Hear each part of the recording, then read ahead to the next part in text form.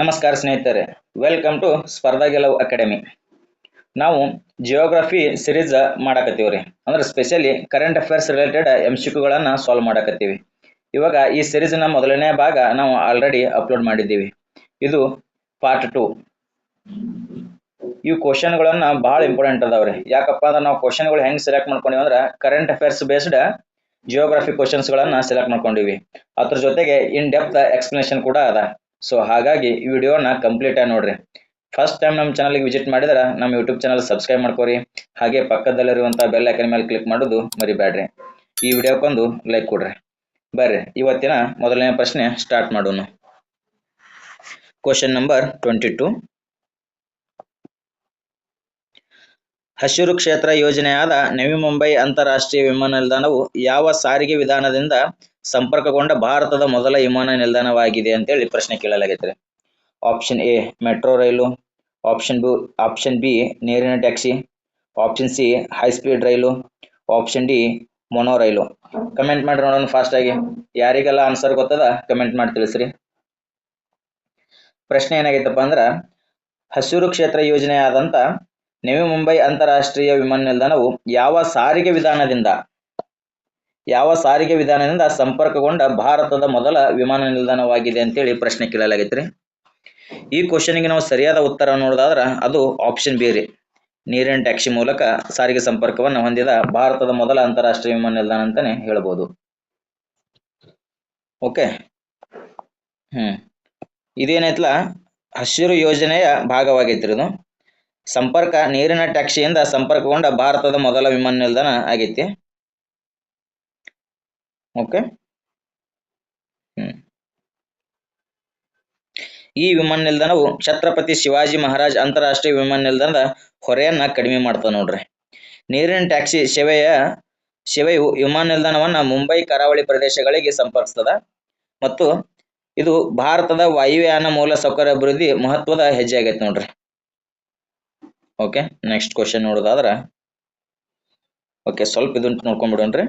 ವಿಮಾನ ನಿಲ್ದಾಣ ಬಗ್ಗೆ ಬಂದದಲ್ಲ, ಹಂಗಾಗಿ ನವಿ ಮುಂಬೈ ಅಂತಾರಾಷ್ಟ್ರೀಯ ವಿಮಾನ ನಿಲ್ದಾಣ ಏನೈತಿ ಮಹಾರಾಷ್ಟ್ರನಾಗ ಕಂಡು ಬರ್ತದ. ನೀರಿನ ಟ್ಯಾಕ್ಸಿಯೊಂದಿಗೆ ಮೊದಲ ವಿಮಾನ ನಿಲ್ದಾಣ ಇದು. ಮತ್ತ ಪರಂದೂರು ಇದೇನೈತ್ರಿ, ಇದು ಕೂಡ ಹಸಿರು ಕ್ಷೇತ್ರಕ್ಕೆ ಯೋಜನೆಯ ಭಾಗವಾಗೈತಿ. ಇದು ತಮಿಳುನಾಡದಾಗ ಕಂಡು ಬರ್ತೈತಿ. ಮತ್ತ ಜೇವರ್ ವಿಮಾನ ನಿಲ್ದಾಣ ಇದು ಉತ್ತರ ಪ್ರದೇಶಕ್ಕೆ ಕನೆಕ್ಟ್ ಆಗೈತೆ ನೋಡ್ರಿ. ದೆಹಲಿ NCR ಎರಡನೇ ವಿಮಾನ ನಿಲ್ದಾಣ ನಿರ್ಮಾಣ ಹಂತದಲ್ಲಿ ಅದ, ಇದು ಕಂಪ್ಲೀಟ್ ಆಗಿಲ್ರಿ. ಓಕೆ, ನೆಕ್ಸ್ಟ್ ಕ್ವಶನ್ ನೋಡೋದಾದ್ರ ಅಂಜಿಕಾಡ್ ಸೇತುವೆ ಏನು ಭಾರತದ ಮೊದಲ ಕೇಬಲ್ ಸ್ಟೇಡ್ ರೈಲು ಸೇತುವೆ. ಇದು ಪ್ರಶ್ನೆ ಏನದ, ಭಾರತದ ಮೊದಲ ಕೇಬಲ್ ಸ್ಟೇಡ್ ರೈಲು ಸೇತುವೆಯಾದ ಅಂಜಿಕಾಡ್ ಸೇತುವೆಯು ಯಾವ ರಾಜ್ಯ ಅಥವಾ ಕೇಂದ್ರಾಡಳಿತ ಪ್ರದೇಶದಲ್ಲಿ ಕಂಡು ಬರ್ತದ ಅಂತೇಳಿ ಪ್ರಶ್ನೆ ಕೇಳಲಾಗೈತ್ರಿ. ನಾವು ಇವಾಗ ಆಲ್ರೆಡಿ ನೋಡಿದ್ದೀವಿ. ಯಾವ ಸ್ವಲ್ಪ ಕರೆಂಟ್ ಅಫೇರ್ಸ್ ರಿಲೇಟೆಡ್ ಅಂದ್ರೆ ಏನಾರೇ ಪ್ರಚಲಿತದಲ್ಲಿ ಹಿಂಗ್ ಸೇತುವೆಗಳು ಏನು ಕೇಂದ್ರಾಡಳಿತ ಪ್ರದೇಶಗಳು ಇದ್ದವಪ್ಪ ಅಂದ್ರೆ ಅದ್ರ ರಿಲೇಟೆಡ್ ಕ್ವಶನ್ಸ್ಗಳನ್ನ ಇತ್ತೀಚಿನ ಕ್ವಶನ್ ಪೇಪರ್ಗಳಲ್ಲಿ ಕೇಳಕತ್ತಾನ. ಹಾಗಾಗಿ ಇವೆಲ್ಲ ಪ್ರಶ್ನೆಗಳು ಇಂಪಾರ್ಟೆಂಟ್ ಆಗ್ತಾವ ನೋಡ್ರಿ. ಅಂಜಿಕಾಡ್ ಸೇತುವೆ ಯಾವ ರಾಜ್ಯ ಅಥವಾ ಕೇಂದ್ರಾಡಳಿತ ಪ್ರದೇಶದಲ್ಲಿ ಕಂಡು ಬರ್ತದ ಅಂತೇಳಿ ಪ್ರಶ್ನೆ ಕೇಳಲಾಗ್ಯಾನ. Option A Himachal Pradesh, option B Uttarakhand, option C Jammu ಮತ್ತು ಕಾಶ್ಮೀರ, ಆಪ್ಷನ್ ಡಿ ಲಡಾಖ್. ಅಂಜಿಕಾಡ್ ಸೇತುವೆ ಎಲ್ಲಿ ಕಂಡು ಬರ್ತದ ಕಮೆಂಟ್ ಮಾಡಿ ತಿಳಿಸಿರೋಣ ಫಾಸ್ಟ್. ಒಂದು 5 ಸೆಕೆಂಡ್ ಟೈಮ್ ಐತಿ ನಿಮ್ಗೆ. ಅಂಜಿಕಾಡ್ ಸೇತುವೆ ಎಲ್ಲಿ ಕಂಡು ಬರ್ತದ?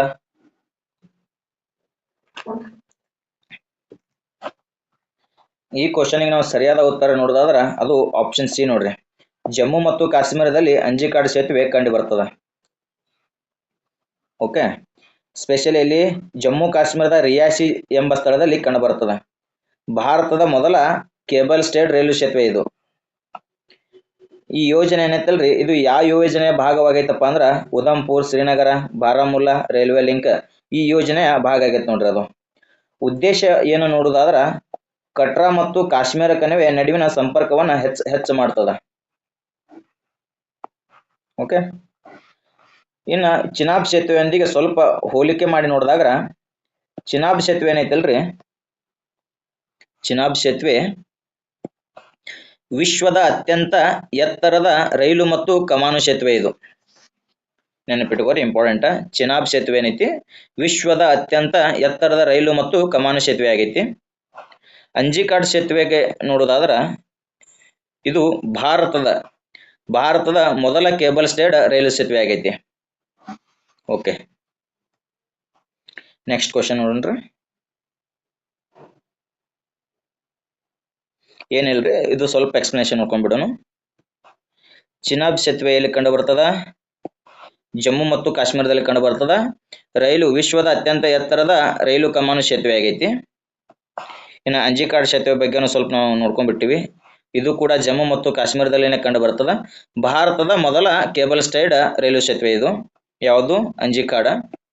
ನೆಕ್ಸ್ಟ್ ಪಂಬನ್ ಸೇತುವೆ. ಪಂಬನ್ ಸೇತುವೆಯಲ್ಲಿ ಕಂಡು ಬರ್ತದಪ್ಪ ಅಂದ್ರ ತಮಿಳುನಾಡದಾಗ ಕಂಡು ಬರ್ತದ ನೋಡ್ರಿ. ಇದು ಭಾರತದ ಮೊದಲ ಲಂಬ ಲಿಫ್ಟ್ ಸಮುದ್ರ ಸೇತುವೆ ಆಗೈತಿ. ಇನ್ನ ಹೌರಾ ಸೇತುವೆ ಯಾವ ರಾಜ್ಯದಲ್ಲಿ ಕಂಡು ಬರ್ತದಪ್ಪ ಅಂದ್ರ ಅದು ಪಶ್ಚಿಮ ಬಂಗಾಳದಲ್ಲಿ ಕಂಡು ಬರ್ತದ. ಕ್ಯಾಂಟಿಲಿವರ್ ಇದೊಂದು ಹುಗ್ಲಿ ನದಿ ಮೇಲೆ ಅದ ನೋಡ್ರಿ. ಹೌರಾ ಸೇತುವೆಯಲ್ಲಿ ಪಶ್ಚಿಮ ಬಂಗಾಳದಲ್ಲಿ ಕಂಡು ಬರ್ತದ, ಹುಗ್ಲಿ ನದಿ ಮೇಲೆ ಐತಿ. ಇವು ಇಂಪಾರ್ಟೆಂಟ್ ನೋಡ್ರಿ, ಇವು ಸ್ವಲ್ಪ ನೆನಪಿನ ಇಟ್ಕೋರಿ. ಚಿನಾಬ್ ಸೇತುವೆ ಜಮ್ಮು ಮತ್ತು ಕಾಶ್ಮೀರದಾಗ ಕಂಡು ಬರ್ತದ, ವಿಶ್ವದ ಅತ್ಯಂತ ಎತ್ತರದ ರೈಲು ಕಮಾನು ಸೇತುವೆ. ಅಂಜಿಕಾಡ್ ಸೇತುವೆ ಏನೈತಿ ಸೇಮ್ ಜಮ್ಮು ಮತ್ತು ಕಾಶ್ಮೀರದಲ್ಲಿನೇ ಕಂಡು ಬರ್ತದ, ಭಾರತದ ಮೊದಲ ಕೇಬಲ್ ಸ್ಟೈಡ್ ರೈಲು ಸೇತುವೆ ಇದು.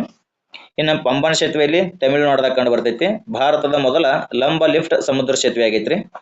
ಹೌರಾ ಸೇತುವೆಯಲ್ಲಿ ಪಶ್ಚಿಮ ಬಂಗಾಳ ಹುಗ್ಲಿ ನದಿ ಮೇಲೆ ಅದ ನೋಡ್ರಿ. Okay, next question number 24. Silkyara bend Barkot ಸುರಂಗವು ಯಾವ ಅಭಿವೃದ್ಧಿ ಯೋಜನೆಯ ಭಾಗವಾಗಿದೆ ಅಂತೇಳಿ ಪ್ರಶ್ನೆ ಕೇಳಲಾಗ್ಯಾನ. ಏನು? ಸಿಲ್ಕ್ಯಾರ ಬೆಂಡ್ ಬರ್ಕೋಟ್ ಸುರಂಗವು ಯಾವ ಅಭಿವೃದ್ಧಿ ಯೋಜನೆಯ ಭಾಗವಾಗಿದೆ ಅಂತೇಳಿ ಪ್ರಶ್ನೆ ಕೇಳಲಾಗ್ಯಾನ. ಆಪ್ಷನ್ ಎ ಭಾರತ್ ಮಾಲಾ ಯೋಜನೆ, option B Chardham Mahamarg Vikas Pariyojana, option C Sagar Mala ಯೋಜನೆ, ಆಪ್ಷನ್ ಡಿ PM ಗತಿಶಕ್ತಿ ಯೋಜನೆ. ಕಮೆಂಟ್ ಮಾಡಿ ನೋಡೋಣ. ಸಿಲ್ಕ್ಯಾರ ಬೆಂಡ್ ಬರ್ಕೋಟ ಸುರಂಗವು ಯಾವ ಅಭಿವೃದ್ಧಿ ಯೋಜನೆಯ ಭಾಗವಾಗಿದೆ ಅಂತೇಳಿ ಪ್ರಶ್ನೆ ಕೇಳಲಾಗ್ಯಾನ. ಕಮೆಂಟ್ ಮಾಡಿ ತಿಳಿಸಿ ನೋಡೋಣ ಯಾವುದು ಸರಿಯಾದ ಉತ್ತರ ಅಂತೇಳಿ.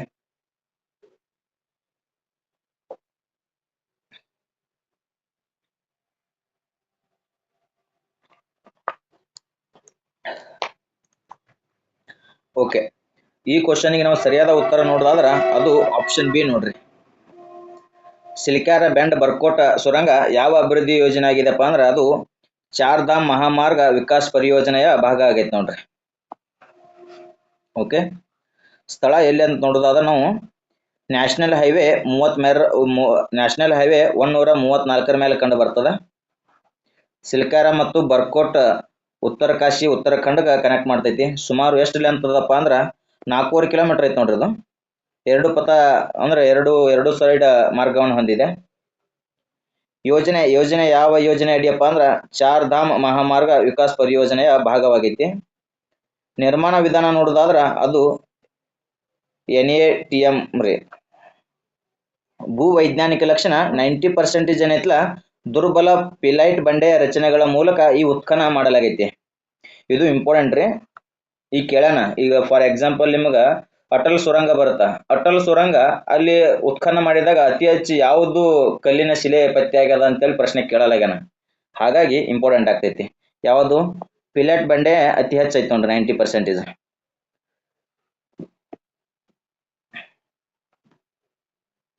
ಓಕೆ, ಚಾರ್ಧಾಮ್ ಮಾರ್ಗ ಸಂಪರ್ಕ ನೋಡೋದಾದ್ರ ಈ ಸುರಂಗವು ಗಂಗೋತ್ರಿ ಮತ್ತು ಯಮುನೋತ್ರಿ ನಡುವಿನ ಸಂಪರ್ಕವನ್ನ ಸುಧಾರಿಸ್ತದ.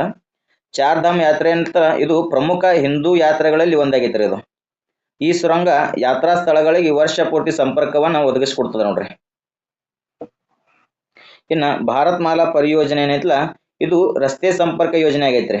ಇದು ಕೂಡ ಇಂಪಾರ್ಟೆಂಟ್, ಇವ್ ನೆನಪಿಟ್ಕೋರಿ. ಭಾರತ್ ಮಾಲಾ ಪರಿಯೋಜನೆ ಎದಕ್ಕೈತಿ? ರಸ್ತೆ ಸಂಪರ್ಕಿಗೆ ಹೆಸರುವಾಸಿ ಐತಿ, ಅಂದ್ರೆ ಅದಕ್ಕೆ ರಿಲೇಟೆಡ್ ಐತಿ. ಚಾರ್ಧಾಮ್ ಅಂತೂ ನೋಡ್ಬಿಟ್ಟಿವಿ ನಾವು.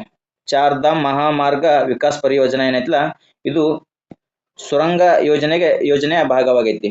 ಇನ್ನು ಸಾಗರ್ ಮಾಲಾ ಯೋಜನೆ ಎದಕ್ಕೆ ಸಂಬಂಧಪಟ್ಟೈತಿ? ಸಾಗರ್ ಮಾಲಾ ಯೋಜನೆ ಏನೈತ್ಲ ಈ ಬಂದರುಗಳನ್ನು ಡೆವಲಪ್ಮೆಂಟ್ ಉದ್ದೇಶದಿಂದ ಸಾಗರ್ ಮಾಲಾ ಯೋಜನೆ ಸಂಬಂಧಪಡ್ತೈತಿ. ಇನ್ನು PM ಗತಿಶಕ್ತಿ ಯೋಜನೆ ಇದು ಸರ್ವವ್ಯಾಪಿ ಮೂಲ ಸೌಕರ್ಯ ಯೋಜನೆಯ ಭಾಗವಾಗೈತಿ ನೋಡ್ರಿ. ಓಕೆ, ಇನ್ನು ಸ್ವಲ್ಪ ಸುರಂಗಗಳು ಬಂದಾಗ ಇದಿಟ್ಟು ನಾವು ಸ್ವಲ್ಪ ಕ್ಲಿಯರ್ ಆಗಿ ನೋಡ್ಕೊಂಡ್ಬಿಡೋಣ. ಸಿಲ್ಕ್ಯಾರ ಬೆಂಡ್ ಬರ್ಕೋಟ್ ಇದೇನೈತಲ್ಲ ಸುರಂಗ ಮಾರ್ಗ ಏನೈತಲ್ಲ ಇದು ಸುಮಾರು 4.531 ಕಿಲೋಮೀಟರ್ ಉದ್ದದ ರೀ. ಉತ್ತರ ಕಾಶಿ ಚಾರ್ಧಾಮ್. ಇನ್ನು ಅಟಲ್ ಸುರಂಗ ಏನೈತಲ್ಲ ಸುಮಾರು 9.092 ಕಿಲೋಮೀಟರ್ ಐತಿ. ಹಿಮಾಚಲ ಪ್ರದೇಶನಾಗ ಕಂಡು ಬರ್ತದ, ರೋಹಿಟಂಗ್ ಕಣಿವೆಯಲ್ಲಿ ನೋಡ್ಬೋದು ನಾವು. ಇನ್ನು ಜಡ್ಮೋರ್ ಸುರಂಗ ಏನೈತಲ್ಲ ಇದು ಸುಮಾರು 6.5 ಕಿಲೋಮೀಟರ್ ಅಷ್ಟು ಉದ್ದದ ಮತ್ತು ಜಮ್ಮು ಕಾಶ್ಮೀರದಲ್ಲಿ ನಾವು ನೋಡ್ಬೋದ್ರಿ. ಇದು ನ್ಯಾಷನಲ್ ಹೈವೇ 1 ಮೇಲೆ ಜಡ್ಮೋರ್ ಸುರಂಗವನ್ನ ನಿರ್ಮಾಣ ಮಾಡಲಾಗೈತಿ. ಇದು ಕೂಡ ಇಂಪಾರ್ಟೆಂಟ್, ಶಾರ್ಟ್ಕಟ್ ನ ಸ್ವಲ್ಪ ನೆನ್ಪಿಟ್ಕೋರಿ. ಸಿಲ್ಕ್ಯಾರ ಬೆಂಡ್ ಬೋರ್ಡ್ ಅಲ್ಲಿ ಎಷ್ಟೈತಿ? ಉತ್ತರ ಕಾಶಿ ಚಾರ್ಧಾಮ್. ಓಕೆ. ಅಟಲ್ ಸುರಂಗ ಅಲ್ಲಿ ಹಿಮಾಚಲ ಪ್ರದೇಶನಾಗ ರೋಹ್ಟಂಗ್ ಕಣಿವೆಯಲ್ಲಿ ಕಂಡು ಬರ್ತದ. ಜಡ್ಮೋರ್ ಅಲ್ಲಿ ಜಮ್ಮು ಮತ್ತು ಕಾಶ್ಮೀರ ನ್ಯಾಷನಲ್ ಹೈವೇ 1 ಮೇಲೆ ನೋಡಬಹುದಾಗೈತಿ. Okay, next question. ಇಲ್ಲಿ ಬಂದೇ ಬಿಡ್ತು ನೋಡ್ರಿ ಆ ಕ್ವಶನ್. ಅದು ಸೇಮ್. ಸಿಲ್ಕ್ಯಾರ ಬೆಂಡ್ ಬರ್ಕೋಟ್ ಸುರಂಗವು ಸುಮಾರು 90% ಯಾವ ಪ್ರಕಾರದ ಬಂಡೆಯ ರಚನೆ ಮೂಲಕ ಉತ್ಖನನ ಮಾಡಲಾಗಿದೆ ಅಂತೇಳಿ ಪ್ರಶ್ನೆ ಕೇಳಲಾಗ್ಯಾನ. Option A granite, option B basalt, option C phyllite, option D ಮರಳುಗಲ್ಲು. ಕಮೆಂಟ್ ಮಾಡಿ ನೋಡೋಣ. ಜಸ್ಟ್ ನಿಮಗೆ ಎಕ್ಸ್ಪ್ಲನೇಷನ್ ಮಾಡಿದ್ದೀನಿ ಪ್ರಿವಿಯಸ್ ಕ್ವಶನ್ದಾಗ. ಸಿಲ್ಕ್ಯಾರ ಬೆಂಡ್ ಬರ್ಕೋಟ್ ಸುರಂಗವು ಸುಮಾರು 90% ಯಾವ ಪ್ರಕಾರದ ಬಂಡೆಯ ರಚನೆಯ ಮೂಲ ಉತ್ಖನನದ ಮಾಡಲಾಗಿದೆ ಅಂತೇಳಿ ಪ್ರಶ್ನೆ ಕೇಳಲಾಗ್ಯಾನ. ಕಮೆಂಟ್ ಮಾಡ್ರಿ.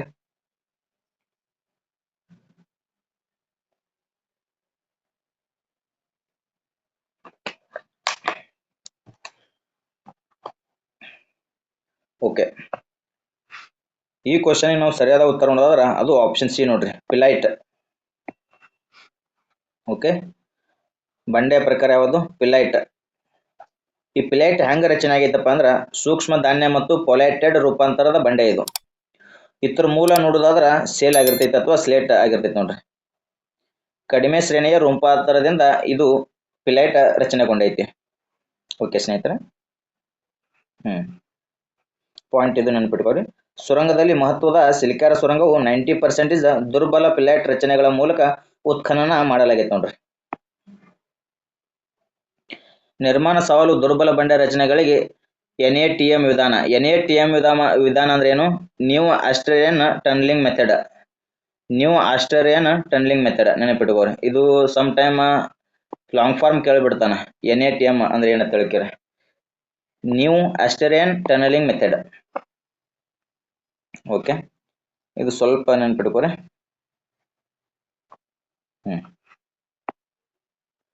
ಗ್ರಾನೈಟ್ ಏನೈತಲ್ಲ ಇದು ಅಗ್ನಿಶಿಲೆ ಆಗೈತ್ರಿ. ಸಿಲ್ಕ್ಯಾರ ಪ್ರದೇಶದಲ್ಲಿ ಕಂಡು ಬರೋದಿಲ್ಲ. ಇನ್ನು ಬಸಾಲ್ಟ್ ನೋಡೋದಾದ್ರ ಬಸಾಲ್ಟ್ ಇದು ಕೂಡ ಅಗ್ನಿ ಜ್ವಾಲಾಮುಖಿಯ ಬಂಡೆ ಆಗೈತಿ. ಓಕೆ, ಈ ಪಾಯಿಂಟ್ ಇಂಪಾರ್ಟೆಂಟ್ ನೋಡ್ರಿ, ಸ್ವಲ್ಪ ನೆನ್ಪಿಟ್ಕೋರಿ. ಸಿಲ್ಕ್ಯಾರ ಬೆಂಡ್ ಬರ್ಕೋಟ್ ಏನೈತಲ್ಲ 90% ಪಿಲೈಟ್ ನಿಂದನೇ ಕೂಡೈತಿ. ಇನ್ನು ಅಟಲ್ ಸುರಂಗ ಏನೈತಲ್ರಿ ಇದು ಗ್ರಾನೈಟ್ ಮತ್ತು ಕ್ವಾಟರ್ಜೆಟ್ ದಿಂದ ಐತಿ ನೋಡ್ರಿ. ಇನ್ನ ಜೋಜಿಲಾ ಸುರಂಗ ಏನೈತಲ್ಲ ಕಂಪ್ಲೀಟ್ಲಿ ರೂಪಾಂತರ ಐತ್ರಿ. ಅದು ಅಂದ್ರೆ ಸೆಡಿಮೆಂಟರಿ ರಾಕ್ಸ್ ಅಂತ ಹೇಳಿ ಕರಿತೀವಿ ನಾವು ಇಂಗ್ಲಿಷ್ನಾಗ. ಜೋಜಿಲಾ ಸುರಂಗ ಪೂರಾ ಸೆಡಿಮೆಂಟರಿ ರಾಕ್ಸ್ ದಿಂದ ಕೂಡೈತಿ. ಅಟಲ್ ಸುರಂಗ ಏನೈತಲ್ಲ ಗ್ರಾನೈಟ್ ಮತ್ತು ಕ್ವಾಟರ್ಜೆಟ್ ದಿಂದ ಕೂಡೈತಿ. ಸಿಲ್ಕ್ಯಾರ ಬೆಂಡ್ ಬಾರ್ಕೋಟ್ ಏನೈತಲ್ಲ ಕಂಪ್ಲೀಟ್ಲಿ 90% ಪಿಲೈಟ್ ಬಂಡೆಗಳನ್ನ ನಾವು ನೋಡಬಹುದಾಗೈತಿ. ಪರೀಕ್ಷಾ ದೃಷ್ಟಿಯಿಂದ ಇವು 3 ಪಾಯಿಂಟ್ಸ್ ಇಂಪಾರ್ಟೆಂಟ್ ಆಗ್ತವ. Okay, next question. ಮನ್ನಾರ್ಕೊಲ್ಲಿ ಸಮುದ್ರ ರಾಷ್ಟ್ರೀಯ ಉದ್ಯಾನವನ ಏನು? ಭಾರತದ ಏಕೈಕ ಸಮುದ್ರ ರಾಷ್ಟ್ರೀಯ ಉದ್ಯಾನವನದಂತ ಮನ್ನಾರ್ಕೊಲ್ಲಿ ಸಮುದ್ರ ರಾಷ್ಟ್ರೀಯ ಉದ್ಯಾನವನ ಯಾವ ರಾಜ್ಯದಲ್ಲಿ ಕಂಡು ಬರ್ತದ ಅಂತೇಳಿ ಪ್ರಶ್ನೆ ಕೇಳಲಾಗ್ಯಾನ್ರಿ. ಮನ್ನಾರ್ಕೊಲ್ಲಿ ಯಾವ ರಾಜ್ಯದಲ್ಲಿ ಕಂಡು ಬರ್ತದ? Option A Gujarat, option B Maharashtra, option C Tamil Nadu, option D Andaman ಮತ್ತು ನಿಕೋಬಾರ್. ಕಮೆಂಟ್ ಮಾಡಿ ನೋಡೋಣ. ಮನ್ನಾರ್ಕೊಲ್ಲಿ ಸಮುದ್ರ ರಾಷ್ಟ್ರೀಯ ಉದ್ಯಾನವನ ಯಾವ ರಾಜ್ಯದಲ್ಲಿ ಕಂಡು ಬರ್ತದ?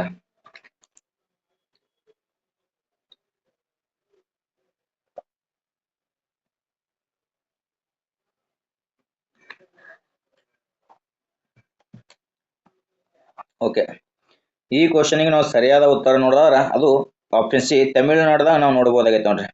ಮನ್ನಾರ್ಕೊಲ್ಲಿ ಸಮುದ್ರ ರಾಷ್ಟ್ರೀಯ ಉದ್ಯಾನವನ ಕಂಡು ಬರೋದು ತಮಿಳುನಾಡದಾಗ, ಎಸ್ಪೆಷಲಿ ಶ್ರೀಲಂಕಾ ಮತ್ತು ತಮಿಳುನಾಡು ನಡು ಕಂಡು ಬರ್ತೈತಿ ಅದು ಮನ್ನಾರ್ಕೊಲ್ಲಿ ಸಮುದ್ರ ರಾಷ್ಟ್ರೀಯ ಉದ್ಯಾನವನ. ಓಕೆ, ಮನ್ನಾರ್ಕೊಲ್ಲಿ ಸಮುದ್ರ ರಾಷ್ಟ್ರೀಯ ಉದ್ಯಾನ ಅಂಶವನ್ನು ಶ್ರೀಲಂಕಾ ಮತ್ತು ತಮಿಳುನಾಡಿನ ನಡುವಿನ ಮನ್ನಾರ್ಕೊಲ್ಲಿ ಕಂಡು ಬರ್ತೈತಿ. ರಾಜ್ಯ ಅಂತ ತೊಗೊಂಡ್ರೆ ತಮಿಳುನಾಡು. ಭಾರತದ ಏಕೈಕ ಸಮುದ್ರ ರಾಷ್ಟ್ರೀಯ ಉದ್ಯಾನವನ ಆಗೈತ್ರಿ. ಮತ್ತು ಜೀವ ವೈವಿಧ್ಯ ಡಂಗೋಂಗಿಗಳು ಮತ್ತು 100ಕ್ಕೂ ಹೆಚ್ಚು ಜಾತಿಯ ಹವಳಗಳ ಆವಾಸ್ಥಾನ ಆಗೈತೆ ಅದು.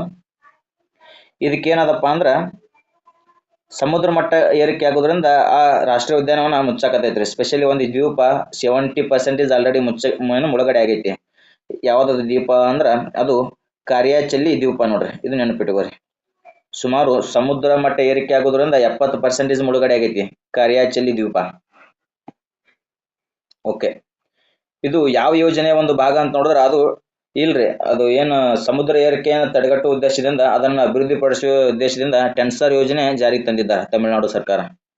ಟೆನ್ಸರ್ ಅಂದ್ರೆ ಏನಪ್ಪಾ ಅಂದ್ರೆ Tamil Nadu sustainably harnessing ocean resources ನೋಡ್ರಿ.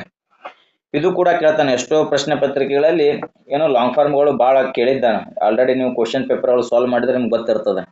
ಟೆನ್ಸರ್ ಯೋಜನೆಯ ಅಂದ್ರೆ ಟೆನ್ಸರ್ ಲಾಂಗ್ ಫಾರ್ಮ್ ಏನಂತೇಳಿ ಕೇಳಿಬಿಡ್ತಾನೆ. Tamil Nadu sustainably harnessing ocean resources ನೆನಪಿಟ್ಕೋರಿ. ಓಕೆ, ಇನ್ನು ಆಪ್ಷನ್ಸ್ ಬೇಸ್ ನೋಡೋದಾದ್ರೆ ಗುಜರಾತ್ನಾಗ ಕಂಡು ಬರೋದು ಕಚ್ ಕೊಲ್ಲಿ ರಾಷ್ಟ್ರೀಯ ಉದ್ಯಾನ ಕಂಡು ಬರ್ತದ. ಮಹಾರಾಷ್ಟ್ರ ನೋಡೋದಾದ್ರೆ ಮಹಾರಾಷ್ಟ್ರ ಸಮುದ್ರ ರಾಷ್ಟ್ರೀಯ ಉದ್ಯಾನವನ ಇಲ್ಲೇ ಇಲ್ರಿ ಮಹಾರಾಷ್ಟ್ರನಾಗ. ತಮಿಳುನಾಡು ಅಂತೂ ಎಕ್ಸ್ಪ್ಲೇನ್ ನೋಡ್ಬಿಟ್ಟು. ಅಂಡಮಾನ್ ನಿಕೋಬಾರ್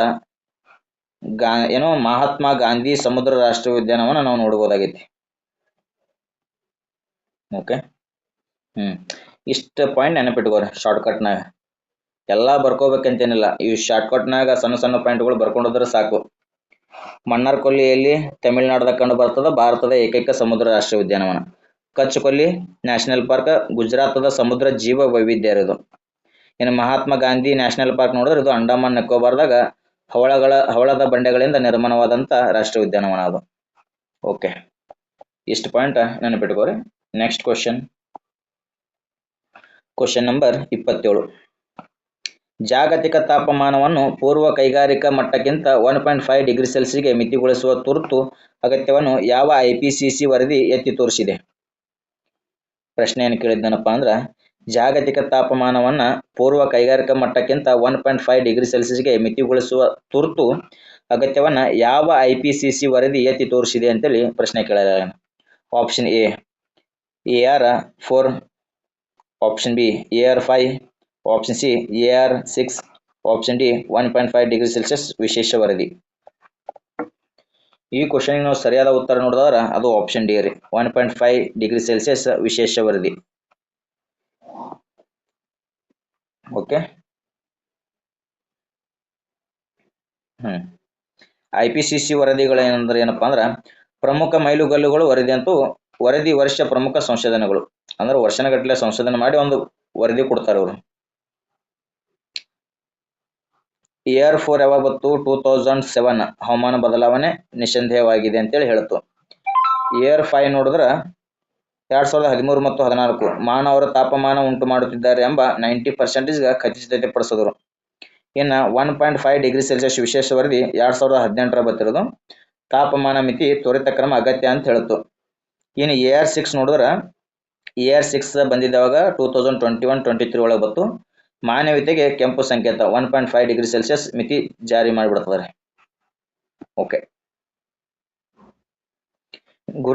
ಗುರಿ ಏನದಪ್ಪ ಅಂದ್ರೆ 2030 ಒಳಗೆ ಕಾರ್ಬನ್ ಡೈಆಕ್ಸೈಡ್ ಹೊರಸೂಸುವಿಕೆ 45% ಕಡಿಮೆ ಮಾಡುವ ಅಗತ್ಯವಿದೆ ಅಂತೇಳಿ ಹೇಳಿದ್ದಾರೆ ನೋಡ್ರಿ. ಓಕೆ, ನೆಕ್ಸ್ಟ್ ಕ್ವಶನ್ ನೋಡೋದಾದ್ರೆ ಬರೀ ಸ್ವಲ್ಪ ಎಕ್ಸ್ಪ್ಲನೇಷನ್ ನೋಡ್ಬಿಡೋಣ. ಅದು ಏನಿದು IPCC ವರದಿಗಳು? IPCC ಇದು ಇಂಪಾರ್ಟೆಂಟ್ ಆಗ್ತೈತೆ ನೋಡ್ರಿ. IPCC ಲಾಂಗ್ ಫಾರ್ಮ್ ಇಂಪಾರ್ಟೆಂಟ್ ಆಗ್ತದೆ. IPCC ಅಂದ್ರೆ ಏನಪ್ಪಾ ಅಂದ್ರೆ intergovernmental panel on climate change. ನೆನಪಿಟ್ಕೋರಿ, ಕೇಳಿದ್ದಾನೆ ಇದು ಆಲ್ರೆಡಿ. IPCC ಫುಲ್ ಫಾರ್ಮ್ ಏನಂತೇಳಿ ಹಲವಾರು ಪ್ರಶ್ನೆ ಪತ್ರಿಕೆಗಳಲ್ಲಿ ಕೇಳಿದ್ದಾನೆ. Intergovernmental panel climate change. Okay, ನೆನಪಿಟ್ಕೋರಿ. ನೀವು ಫಸ್ಟ್ನೇದು ಯಾವಾಗ ಆಯ್ತು? ಇದು ಫಾರ್ ಅಂತ ಆಯ್ತು. ಫಸ್ಟ್ ಅಸೆಸ್ಮೆಂಟ್ ರಿಪೋರ್ಟ್ 1990 ಒಳಗೆ ಐತ್ರಿ. ಇದು second assessment report 95, third assessment report 2001, ಇದು fourth assessment report 2007, fifth assessment report 2014. ಇದು ವಿಶೇಷ ವರದಿ 1.5 ಡಿಗ್ರಿ ಸೆಲ್ಸಿಯಸ್ ವಿಶೇಷ ವರದಿ 2018. ಇನ್ನು 6th ಅಸೆಸ್ಮೆಂಟ್ ರಿಪೋರ್ಟ್ ಏನೈತಲ್ಲ ಇದು 2021-23 ಆಯ್ತು ನೋಡ್ರಿ.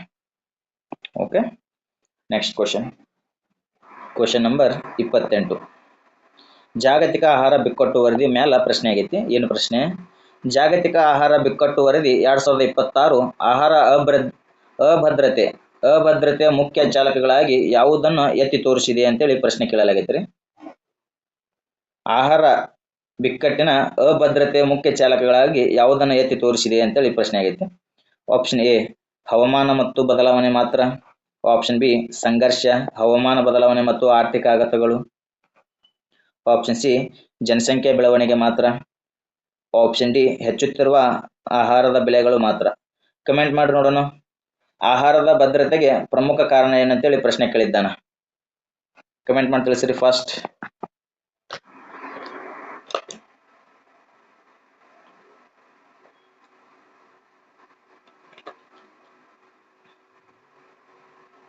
ಓಕೆ, ಈ ಕ್ವಶನ್ಗೆ ನಾವು ಸರಿಯಾದ ಉತ್ತರ ನೋಡೋದಾದ್ರೆ ಅದು ಆಪ್ಷನ್ ಬಿ ಆಗುತ್ತಾರೆ. ಸಂಘರ್ಷ, ಹವಾಮಾನ ಬದಲಾವಣೆ ಮತ್ತು ಆರ್ಥಿಕ ಆಘಾತಗಳು ಇದು ಸರಿಯಾದ ಉತ್ತರ ಆಗ್ತದೆ. ಓಕೆ,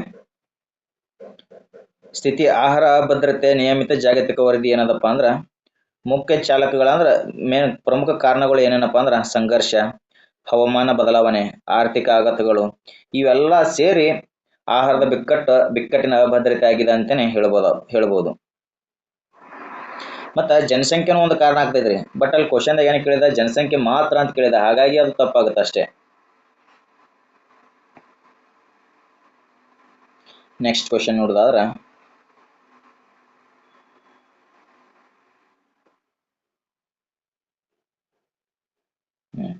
ಇವು ಸ್ವಲ್ಪ ಇಂಪಾರ್ಟೆಂಟ್ ಆಗ್ತದ್ರಿ. ಇದು ಸ್ವಲ್ಪ ನೆನ್ಪಿಟ್ಕೋರಿ ಯಾವುದು ಎದಕ್ಕೆ ಸಂಬಂಧಪಡ್ತದೆ ಅಂತೇಳಿ. IPCC ವರದಿಗಳು ಏನದಾವ ಹವಾಮಾನ ಬದಲಾವಣೆಗೆ ಸಂಬಂಧಪಡ್ತಾವ. ಇನ್ನು WMO ವರದಿಗಳು ಏನದಾವ ಹವಾಮಾನ ಮತ್ತು ವಾಯುಗುಣಕ್ಕೆ ಸಂಬಂಧಪಡ್ತದೆ. ಅಂದ್ರೆ ನಿಮ್ಗೆ ಕ್ವಶನ್ ಓದಿದಾಗ ಐಡಿಯಾ ಬಂದು ಬಿಡಬೇಕು. IPCC ಅಂದ್ರೆ ಏನು, ಹವಾಮಾನ ಬದಲಾವಣೆಗೆ ಸಂಬಂಧಪಟ್ಟದ ಅಂತಾನೆ, ಆ ಥರ. Okay, next question number 29. ವಲಸೆ ಪ್ರಭೇದಗಳ ಸಮಾವೇಶ CMC COP15. ಓಕೆ, ಪ್ರಶ್ನೆ ಏನದ ವಲಸೆ ಪ್ರಭೇದಗಳ ಸಮಾವೇಶ CMS 15ನೇ ಪಕ್ಷಗಳ ಸಮ್ಮೇಳನವನ್ನ COP15 ಇತ್ತೀಚೆಗೆ ಯಾವ ದೇಶದಲ್ಲಿ ನಡೆಸಲಾಯಿತು ಅಂತೇಳಿ ಪ್ರಶ್ನೆ ಕೇಳಲಾಗೈತ್ರಿ. Option A Bharat, option B China, option C Uzbekistan, option D Germany. Comment ಮಾಡೋಣ ಫಾಸ್ಟ್ ಆಗಿ. COP15 ಎದಕ್ಕೆ ಸಂಬಂಧಪಟ್ಟಿದ್ದು? ವಲಸೆ ಪ್ರಭೇದಗಳ ಸಮಾವೇಶ ಇತ್ತೀಚೆಗೆ 2026 ಆಗ್ತದೆ. ಯಾವ ದೇಶ ಆತಿಥ್ಯವನ್ನು ವಹಿಸಿತ್ತು? ಓಕೆ, ಈ ಕ್ವಶನ್ ನಾವು ಸರಿಯಾದ ಉತ್ತರ ನೋಡಿದ್ರೆ ಅದು ಆಪ್ಷನ್ ಸಿ ನೋಡ್ರಿ, ಉಜ್ಬೇಕಿಸ್ತಾನ ಆತಿಥ್ಯವನ್ನು ವಹಿಸಿತ್ತು ನೋಡ್ರಿ. CMC ಅಂದ್ರೆ ಏನಪ್ಪಾ ಅಂದ್ರೆ convention on the conversation of migratory species of wild animals. 2026 update ನೋಡಿದ್ರೆ COP15 ಸ್ಥಳ ಉಜ್ಬೇಕಿಸ್ತಾನದಾಗ ಆಯ್ತು. ಇದರ ಉದ್ದೇಶ ಏನಪ್ಪ ಅಂದ್ರೆ ವಲಸೆ ಪ್ರಭೇದಗಳ ಮತ್ತು ಅವುಗಳ ಆವಾಸ ಸ್ಥಾನಗಳ ರಕ್ಷಣೆ ಮಾಡೋದು ಉದ್ದೇಶವನ್ನು ಹೊಂದಿತ್ತು ನೋಡ್ರಿ. ಮತ್ತಿದು UNEP ಅಡಿಯಲ್ಲಿ ಅಂತಾರಾಷ್ಟ್ರೀಯ ಒಪ್ಪಂದ ಕೂಡ ಆಗ್ತದ. ಇದಕ್ಕೆ ಭಾರತದ ಪಾತ್ರ ನೋಡಿದ್ರೆ ಭಾರತ ಕೂಡ ಈ ಒಪ್ಪಂದಕ್ಕೆ ಸಹಿ ಹಾಕ್ಯದ ನೋಡ್ರಿ. ಇದಕ್ಕೆ ವಲಸೆ ಪ್ರಭೇದಗಳ ಸಂರಕ್ಷಣೆಗೆ ಭಾರತ ಕೂಡ ಸಹಿ ಹಾಕಿದ.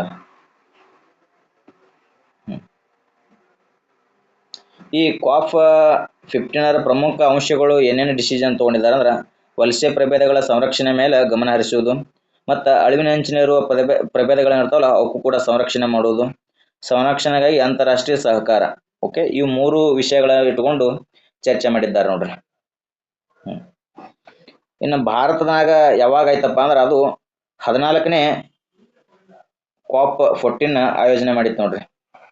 ಇನ್ನು ಚೀನಾ ಅಂತ ನೋಡಿದ್ರೆ CBD ಜೈವಿಕ ವೈವಿಧ್ಯ ಸಮಾವೇಶ COP15 ಅರೇಂಜ್ ಮಾಡಿತ್ತು.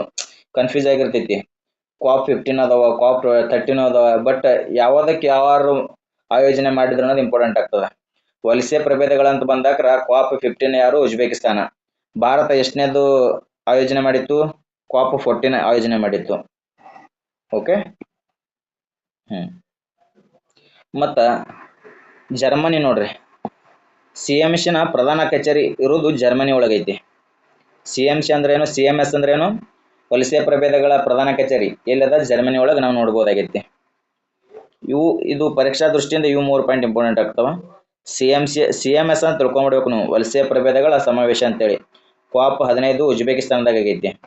ಎಂದ್ರ UNFCCC COP ಏನೈತಲ್ಲ ಇದು ಇನ್ನ 2026 ಏನು ಡಿಸೈಡ್ ಮಾಡಿಲ್ರಿ ಇದು ಇವೆರಡು.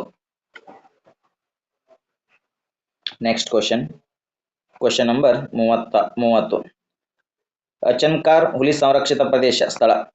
ಹೆಚ್ಚುತ್ತಿರುವ ಹುಲಿ ಜನಸಂಖ್ಯೆಗೆ ಹೆಸರುವಾಸಿಯಾದಂಥ ಅಚನ್ಮಕಾರ್ ಹುಲಿ ಸಂರಕ್ಷಿತ ಪ್ರದೇಶವು ಯಾವ ರಾಜ್ಯದಲ್ಲಿ ಕಂಡು ಬರ್ತದ ಅಂತೇಳಿ ಪ್ರಶ್ನೆ ಕೇಳಲಾಗೈತ್ರಿ. Option A Madhya Pradesh, option B Maharashtra, option C Chhattisgarh, option D Odisha. Comment ಮಾಡಿ ನೋಡೋಣ. ಹೆಚ್ಚುತ್ತಿರುವ ಹುಲಿ ಜನಸಂಖ್ಯೆಗೆ ಹೆಸರುವಾಸಿಯಾದಂಥ ಅಚನ್ಕಾರ್ ಹುಲಿ ಸಂರಕ್ಷಿತ ಪ್ರದೇಶ ಯಾವ ರಾಜ್ಯದಲ್ಲಿ ಕಂಡು ಬರ್ತದ ಅಂತೇಳಿ ಪ್ರಶ್ನೆ ಕೇಳಲಾಗೈತಿ. ಕಮೆಂಟ್ ಮಾಡ್ರಿ ಫಾಸ್ಟ್.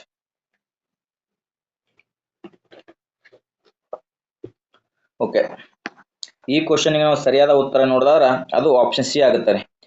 ಛತ್ತೀಸ್ಗಢದಲ್ಲಿ ನಾವು ಈ ಹುಲಿ ಸಂರಕ್ಷಿತ ಪ್ರದೇಶವನ್ನು ನೋಡಬಹುದಾಗೈತಿ. ಎಸ್, ಆಪ್ಷನ್ ಸಿ ಛತ್ತೀಸ್ಗಢ ಸರಿಯಾದ ಉತ್ತರ. ಅಚನ್ಕಾರ್ ಹುಲಿ ಸಂರಕ್ಷಿತ ಪ್ರದೇಶ ಛತ್ತೀಸ್ಗಢದಾಗ ನೋಡ್ಬೋದು. ಪ್ರಮುಖ ಲಕ್ಷಣ ಏನಪ್ಪಾ ಅಂದ್ರ ಆ ಪ್ರದೇಶದಲ್ಲಿ ಅತಿ ಹೆಚ್ಚು ಹುಲಿಗಳ ಸಂಖ್ಯೆ ಜಾಸ್ತಿ ಆಗಕತ್ತದ. ಓಕೆ, ಮಧ್ಯಪ್ರದೇಶನಾಗ ಯಾವ್ಯಾವ ಪ್ರಮುಖ ಕಂಡು ಬರ್ತಾವ ಹುಲಿ ಸಂರಕ್ಷಿತ ಪ್ರದೇಶಗಳು? ಕನ್ನಾ ರಾಷ್ಟ್ರೀಯ ಉದ್ಯಾನ ಕಂಡು ಬರ್ತದ, ಬಾಂಧವಗರ್ ಕಂಡು ಬರ್ತದ, ಪೆಂಚ್, ಇವು 3 ಮಧ್ಯಪ್ರದೇಶನಾಗ ಕಂಡು ಬರ್ತಾವ್ರಿ. ಮಹಾರಾಷ್ಟ್ರನಾಗ ಕಂಡು ಬರೋದು ತಡೋಬಾ, ಮೇಲ್ಘಾಟ್, ಇವು 2 ಪ್ರಮುಖವಾಗಿ ಮಹಾರಾಷ್ಟ್ರನಾಗ ಕಂಡು ಬರ್ತಾವ. ಛತ್ತೀಸ್ಗಢ ಅಂತೂ ನೋಡಿಬಿಟ್ಟಿವಿ. ಒಡಿಸ್ಸಾ ಸಿಂಹಳ ರಾಷ್ಟ್ರೀಯ ಉದ್ಯಾನ ಕಂಡು ಬರ್ತಾವ ನೋಡ್ರಿ. ಓಕೆ, ನೆಕ್ಸ್ಟ್ ಕ್ವಶನ್ ನೋಡಿದ್ರ ಇದು ಪರೀಕ್ಷಾ ದೃಷ್ಟಿಯಿಂದ ಸ್ವಲ್ಪ ನೆನ್ಪಿಟ್ಕೋರಿ. ಏನೈತಿ? ಅಚನ್ಕಾರ್ ಛತ್ತೀಸ್ಗಢ ಹೆಚ್ಚುತ್ತಿರೋ ಹುಲಿ ಎಣಿಕೆಗಳು. ಕಾನ್ಹಾ ಇಲ್ಲಿ ಮಧ್ಯಪ್ರದೇಶನಾಗ ಕಂಡು ಬರ್ತೈತಿ. ಮಧ್ಯಪ್ರದೇಶದಾಗ ಅತಿ ಹೆಚ್ಚು ಹುಲಿಗಳನ್ನು ಹೊಂದಿರುವಂತ ರಾಷ್ಟ್ರೀಯ ಉದ್ಯಾನವನ ಅದು. ಬಾಂಧವಗರ್ ಏನೈತಿ? ಮಧ್ಯಪ್ರದೇಶ ಅತ್ಯಧಿಕ ಹುಲಿ ಸಾಂದ್ರತೆ ಬೇರೆ, ಜನಸಂಖ್ಯೆ ಬೇರೆ, ನೆನಪಿಟ್ಕೋರಿ. Okay, next question number 31. ಸುಂದರ್ಬನ್ಸ್ಗೆ ಸಂಬಂಧಪಟ್ಟಂತ ಪ್ರಶ್ನೆ ಆಗೈತಿ. ಬ್ಲೂ ಫ್ಲಾಗ್ಗೆ ಪ್ರಮಾಣೀಕರಣಕ್ಕಾಗಿ ಇತ್ತೀಚೆಗೆ ಸುದ್ದಿಯಲ್ಲಿರುವ ಸುಂದರ್ಬನ್ಸ್ ಯಾವ ನದಿ ಡೆಲ್ಟಾದಲ್ಲಿ ಕಂಡು ಬರ್ತದ? ಯಾವ ನದಿಯ ಡೆಲ್ಟಾದಲ್ಲಿ ಸುಂದರ್ಬನ್ಸ್ ಕಂಡು ಬರ್ತದ ಅಂತೇಳಿ ಪ್ರಶ್ನೆ ಕೇಳಲಾಗನ. Option A Godavari delta, option B Ganga ಮತ್ತು Brahmaputra delta, option C Mahanadi delta, option D Krishna ಮತ್ತು ಗೋದಾವರಿ ಡೆಲ್ಟಾ. ಈ ಕ್ವಶನ್ಗ ಭಾಳ ಈಜಿ ಐತಿ. ಈ ಕ್ವಶನಿಗೆ ನೀವು ಆನ್ಸರ್ ಮಾಡಿ ನೋಡೋಣ. ಯಾಕಂದ್ರ ನದಿಗಳು ಯಾವ್ಯಾವ ಎಲ್ಲೆಲ್ಲಿ ಹರಿತಾವ ಅನ್ನೋದು ಗೊತ್ತಿದ್ರೆ ಈ ಕ್ವಶನ್ ಡೆಡ್ ಈಜಿ ರೀ. ಓಕೆ, ಈ ಕ್ವಶನ್ ನಾವು ಸರಿಯಾದ ಉತ್ತರ ನೋಡೋದಾದ್ರೆ ಅದು ಆಪ್ಷನ್ ಬಿ ಆಗುತ್ತೆ. ಗಂಗಾ ಮತ್ತು ಬ್ರಹ್ಮಪುತ್ರ ಡೆಲ್ಟಾದಲ್ಲಿ ಏನು ಸುಂದರ್ಬನ್ಸ್ ಕಂಡು ಬರ್ತದೆ. ಸುಂದರ್ಬನ್ ಎದಕ್ಕೆ ಹೆಸರುವಾಸಿ ಆಗೈತಿ? ಮ್ಯಾಂಗ್ರೋ ಅರಣ್ಯಗಳಿಗೆ ಹೆಸರುವಾಸಿ ಆಗೈತಲ್ಲ. ಓಕೆ, ಪಶ್ಚಿಮ ಬಂಗಾಳ, ಭಾರತ ಮತ್ತು ಬಾಂಗ್ಲಾದೇಶದಲ್ಲಿ ಕಂಡು ಬರ್ತದೆ ನೋಡ್ರಿ. ಅದು ಸ್ಪೆಷಲಿ ಗಂಗಾ ಬ್ರಹ್ಮಪುತ್ರ ಡೆಲ್ಟಾ ಕಂಡು ಬರೋದು ಭಾರತ ಮತ್ತು ಬಾಂಗ್ಲಾದೇಶದ ಪ್ರದೇಶದಲ್ಲಿ. ಇದು ಪರಿಸರ ವ್ಯವಸ್ಥೆಯನ್ನು ಮ್ಯಾಂಗ್ರೋವ್ ಪರಿಸರ ವ್ಯವಸ್ಥೆಗೆ ಹೆಸರುವಾಸಿ ಆಗೈತಿ. ವಿಶ್ವದ ಅತಿ ದೊಡ್ಡ ಮ್ಯಾಂಗ್ರೋವ್ ಅರಣ್ಯ ಹೊಂದಿದ್ದು ಅದೇ ಸುಂದರ್ಬನ್ ಒಳಗೆ ನೋಡ್ರಿ. ಸುದ್ದಿ ಒಳಗೆ ಅದಕ್ಕಿತ್ತು ಬ್ಲೂ ಫ್ಲಾಗ್ ಪ್ರಮಾಣೀಕರಣಕ್ಕಾಗಿ ಅರ್ಜಿಯನ್ನು ಹಾಕಿದ್ರು. ಓಕೆ, ಮತ್ತ ಸಂರಕ್ಷಣಾ ಸುಂದರ್ಬನ್ ರಾಷ್ಟ್ರೀಯ ಉದ್ಯಾನವನ ಯುನೆಸ್ಕೋ ವಿಶ್ವ ಪರಂಪರೆ. ಇದು ಸ್ವಲ್ಪ ನೀವು ಇದು ನೆನಪಿಟ್ಕೋಬೇಕಾಗತ್ತ ಲಾಂಗ್ ಫಾರ್ಮ್. ಯುನೆಸ್ಕೋ ಅಂದ್ರೆ ಏನು? United Nations educational, scientific and cultural organisation. United Nations education, scientific and cultural organisation ನೆನಪಿಟ್ಕೋರಿ. ಓಕೆ, ಗೋದಾವರಿ ಡೆಲ್ಟಾ ಯಾವ್ಯಾವ ನದಿ ಮೇಲೆ ಕಂಡು ಬರ್ತದ? ಆಂಧ್ರ ಪ್ರದೇಶನ ನಾವು ನೋಡ್ಬೋದು. ಗಂಗಾ ಮತ್ತು ಬ್ರಹ್ಮಪುತ್ರ ಸುಂದರ್ಬನ್ಸ್ ಡೆಲ್ಟಾದಲ್ಲಿ ನೋಡ್ಬೋದು. ಮಹಾನದಿ ಡೆಲ್ಟಾ ಒಡಿಸ್ಸಾದಾಗ ನೋಡ್ಬೋದು. ಕೃಷ್ಣ ಮತ್ತು ಗೋದಾವರಿ ಡೆಲ್ಟಾ ಆಂಧ್ರ ಪ್ರದೇಶನ ನೋಡ್ಬೋದು. Okay, next question number 32. ಇತ್ತೀಚೆಗೆ ಸುದ್ದಿಯೊಳಗಿತ್ತಲ್ರಿ ಲಕ್ಕುಂಡಿ. ಪುರಾತತ್ವ ಉತ್ಖನನಗಳಿಗಾಗಿ ಇತ್ತೀಚೆಗೆ ಸುದ್ದಿಯಲ್ಲಿರುವ ಲಕ್ಕುಂಡಿಯು ಕರ್ನಾಟಕದ ಯಾವ ಜಿಲ್ಲೆಯಲ್ಲಿ ಕಂಡು ಬರ್ತದ ಅಂತೇಳಿ ಪ್ರಶ್ನೆ ಕೇಳಲಾಗನ. Option A Dharwad, option B Gadag, option C Ballari, option D Hassan. Comment ಮಾಡಿ ನೋಡೋಣ ಫಾಸ್ಟ್ ಆಗಿ. ಲಕ್ಕುಂಡಿ ಯಾವ ಜಿಲ್ಲೆ ಒಳಗೆ ಕಂಡು ಬರ್ತದ ಅಂತೇಳಿ ಕಮೆಂಟ್ ಮಾಡಿ ತಿಳಿಸ್ರಿ.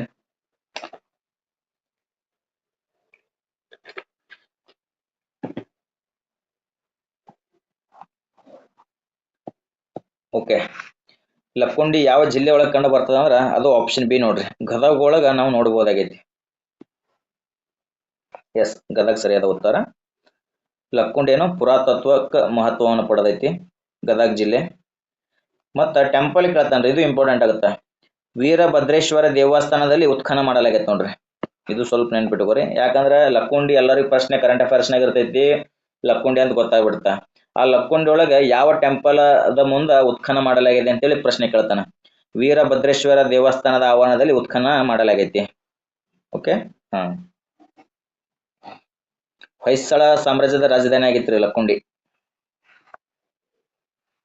ಹೆಜ್ಜೆ ಬಾವಿಗಳು ಅತಿ ಹೆಚ್ಚು ಪ್ರಸಿದ್ಧಿ ಪಡೆದವ ಲಕ್ಕುಂಡಿ ಒಳಗೆ. ಓಕೆ, ನೆಕ್ಸ್ಟ್ ನೋಡೋಣ ಬರ್ರಿ. ನೆಕ್ಸ್ಟ್ ಕ್ವಶನ್ ಪರೀಕ್ಷಾ ದೃಷ್ಟಿಯಿಂದ ಸ್ವಲ್ಪ ಇದೇನು ಆಪ್ಷನ್ಸ್ ಇದ್ವಲ್ಲ, ಆಪ್ಷನ್ ನೋಡಿದಾದ್ರೆ ಲಕ್ಕುಂಡಿ ಗದಗ ಐತಿ, ಚಾಲುಕ್ಯ ಹೆಜ್ಜೆ ಬಾವಿಗಳಿಗೆ ಹೆಸರುವಾಸಿ ಆಗೈತಿ. ಹಂಪಿ ಬಳ್ಳಾರಿ ಜಿಲ್ಲೆ ಒಳಗೆ ಕಂಡು ಬರ್ತದ. ವಿಜಯನಗರ ಏನೋ ಯುನೆಸ್ಕೋ ವಿಶ್ವ ಪಾರಂಪರಿಕ ಪಟ್ಟಿ ಸೇರೈತಿರದ ಹಂಪಿ. ಬೇಲೂರು ಹಾಸನ ಜಿಲ್ಲೆ ಒಳಗೆ ಕಂಡು ಬರ್ತದ.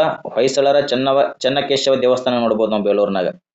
ಹಳೆಬೀಡುನಾಗ, ಇದು ಕೂಡ ಹಾಸನ ಜಿಲ್ಲೆ, ಹೊಯ್ಸಳರ ಹೊಯ್ಸಳೇಶ್ವರ ದೇವಾಲಯ ಹಳೆಬೀಡುನಾಗ ನೋಡ್ಬೋದು. ಬೇಲೂರಿನಾಗ ಚೆನ್ನಕೇಶವ ದೇವಸ್ಥಾನ ಐತಿ, ಹಳೆಬೀಡಿನಾಗ ಹೊಯ್ಸಳೇಶ್ವರ ದೇವಸ್ಥಾನ ಐತಿ. ಕ್ವಶನ್ ನಂಬರ್ 33 ಏನು ಕಾಂಗೇರ ಕಣಿವೆ ರಾಷ್ಟ್ರೀಯ ಉದ್ಯಾನವನ.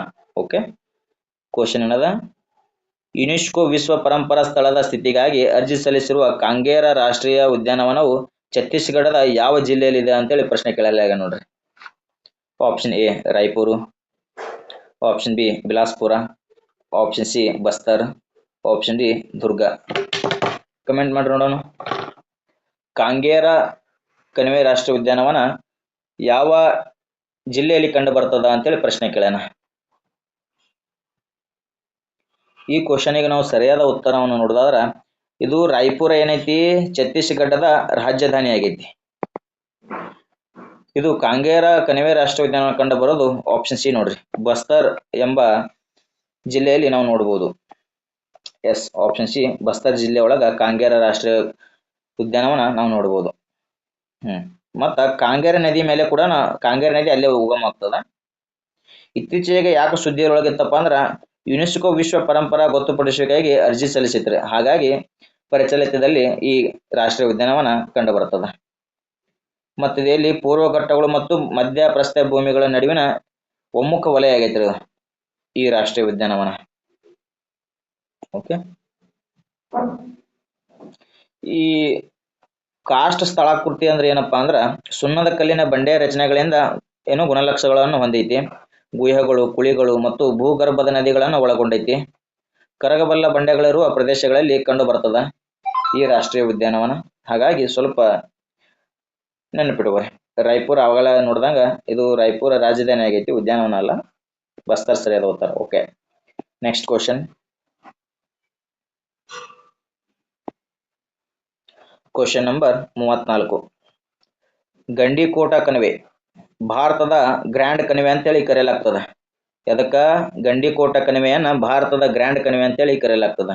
ಇದ್ರ ಮೇಲೆ ಏನು ಪ್ರಶ್ನೆ ಐತಿ, ಸಾಮಾನ್ಯವಾಗಿ ಭಾರತದ ಗ್ರ್ಯಾಂಡ್ ಕಣಿವೆ ಎಂದು ಕರೆಯಲ್ಪಡುವ ಗಂಡಿಕೋಟ ಕಣಿವೆಯು ಯಾವ ನದಿಯ ಸವೆತದಿಂದ ರೂಪುಗೊಂಡಿದೆ ಅಂತೇಳಿ ಪ್ರಶ್ನೆ ಕೇಳಲಾಗ್ಯಾನ. ಆಪ್ಷನ್ ಎ ಕೃಷ್ಣಾ ನದಿ, option B Godavari, option C Penna ನದಿ, ಆಪ್ಷನ್ ಡಿ ತುಂಗಭದ್ರಾ ನದಿ. ಕಮೆಂಟ್ ಮಾಡಿ ತಿಳಿಸ್ರಿ ನೋಡೋಣ. ಭಾರತದ ಗ್ರ್ಯಾಂಡ್ ಕಣಿವೆ ಎಂದು ಕರೆಯಲ್ಪಡುವ ಗಂಡಿಕೋಟ ಕಣಿವೆ ಯಾವ ನದಿಯ ಸವೆತದಿಂದ ರೂಪುಗೊಂಡದ ಅಂತೇಳಿ ಪ್ರಶ್ನೆ ಕೇಳಲಾಗ್ಯಾನ. ಈ ಕ್ವಶನ್ಗೆ ನಾವು ಸರಿಯಾದ ಉತ್ತರ ನೋಡೋದಾದ್ರೆ ಆಪ್ಷನ್ ಸಿ ನೋಡ್ರಿ, ಪೆನ್ನಾ ನದಿಯ ಸವೆತದಿಂದ ಇದು ಭಾರತದ ಗ್ರ್ಯಾಂಡ್ ಕಣಿವೆ ರೂಪುಗೊಂಡದಂತಾನೆ ಹೇಳ್ಬೋದು. ಎಸ್, ಆಪ್ಷನ್ ಸಿ ಪೆನ್ನಾ ನದಿ ಸರಿಯಾದ ಉತ್ತರ. ಈ ಗಂಡಿಕೋಟೆ ಕಣಿವೆ ಬಗ್ಗೆ ಸ್ವಲ್ಪ ಮಾಹಿತಿ ನೋಡೋಣ. ಎಲ್ಲಿ ಆಂಧ್ರ ಪ್ರದೇಶನಾಗ ಕಂಡು ಬರ್ತದ. ಗಂಡಿಕೋಟೆ ಕಣಿವೆ ಆಂಧ್ರ ಪ್ರದೇಶನಾಗ ಕಂಡು ಬರ್ತದ. ಪೆನ್ನಾ ನದಿ ಸವೆತದಿಂದ ರೂಪುಗೊಂಡೈತಿ. ಮತ್ತೆ ಈ ಇದೇನು ಇದು ಐತಲ್ಲ, ಎದಕ್ಕೆ ಹೋಲಿಕೆ ಮಾಡಿದಾರಪ್ಪ ಅಂದ್ರ ಅಮೇರಿಕದ ಕೊಲೆರೋಡೋ ನದಿ ಕಣಿವೆಯನ್ನ ಗಮನಾರ್ಹವಾಗಿ ಹೋಲ್ತದ್ರ ಇದು. ಇದು ನೆನಪಿಟ್ಕೋರಿ, ಈ ಪಾಯಿಂಟ್ ನೆನಪಿಟ್ಕೋರಿ. ಕೇಳ್ತಾನವ, ಅಮೇರಿಕದ ಕೊಲೆರೋಡೋ ನದಿಯ ಕಣಿವೆ ಗಮನಾರ್ಹವಾಗಿ ಹೋಲ್ತದ ಪೆನ್ನಾ ನದಿ. ಓಕೆ, ಇದು ಎಲ್ಲಿ ಹುಡ್ತದಪ್ಪ ಅಂದ್ರೆ ನಂದಿ ಬೆಟ್ಟಗಳಲ್ಲಿ ಹುಡ್ತದ, ಚಿಕ್ಕಬಳ್ಳಾಪುರ ಜಿಲ್ಲೆ, ಕರ್ನಾಟಕ. ಈ ನದಿಯ ಹರಿವು ನೋಡೋದಾದ್ರೆ ಕರ್ನಾಟಕ ಮತ್ತು ಆಂಧ್ರ ಪ್ರದೇಶದ ಮೂಲಕ ಹರಿದು ಏನು ಬಂಗಾಳ ಕೊಲ್ಲಿಯನ್ನು ಸೇರ್ತದ್ರಿ. ಮತ್ತ ಈ ಪೆನ್ನಾ ನದಿಯನ್ನ ಕರ್ನಾಟಕದಾಗ ಪಿನಾಕಿನಿ ಅಂತಾನು ಕರೆಯಲಾಗ್ತದ್ರಿ. ಓಕೆ, ಹಾ. Next question.